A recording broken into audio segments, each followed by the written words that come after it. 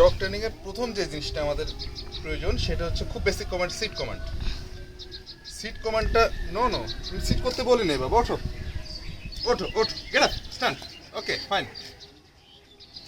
Seat কমান্ডটা কিভাবে আমরা নতুনভাবে শুরু করতে পারি? আপনার ডগ সিট বোঝে না, তার সিটটা শুরু করার জন্য প্রথমে আমরা একটা ট্রিট নিব। এই ধরনের হাতের যে কোনো একটা ট্রিটটা নেওয়ার পরে আমরা ওইটা হাতের ভিতরে থাকবে, কিন্তু আমি ওটা দিচ্ছি না, কারণ কুকুর সিট, বসো, বাংলা ইংরেজি কোনোটাই বোঝে না। তো বোঝানোর সিস্টেমটা কি? ওকে এই শব্দের সাথে অভ্যস্ত করে ফেলতে হবে, সিট মানে এই টাইপের কিছু। ফার্স্ট ওকে, যদিও অ্যালেক্স তুমি জানো, তারপরে দেখো হাতে থাকবে, ও খাওয়ার চেষ্টা করবে, আমি ওকে না দিয়ে হাত মুট করে পিছন, নো কাম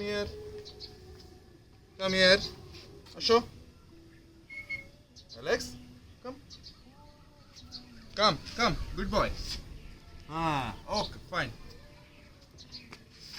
সিট বলবো এবং এটা এরকম পিছনের দিকে নিয়ে যাব, সামনের থেকে পিছনের দিকে নিয়ে যাবো, অটোমেটিক বসে পড়বে।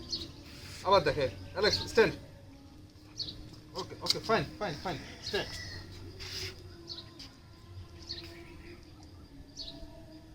আমি কিন্তু সিট বলিনি, সে অটোমেটিক বসে পড়ছে, ফাইন। আবার ট্রিটটা হচ্ছে ওদের মধ্যে ম্যাজিকের মতো কাজ করে, যে একটা পুরস্কার পাচ্ছে।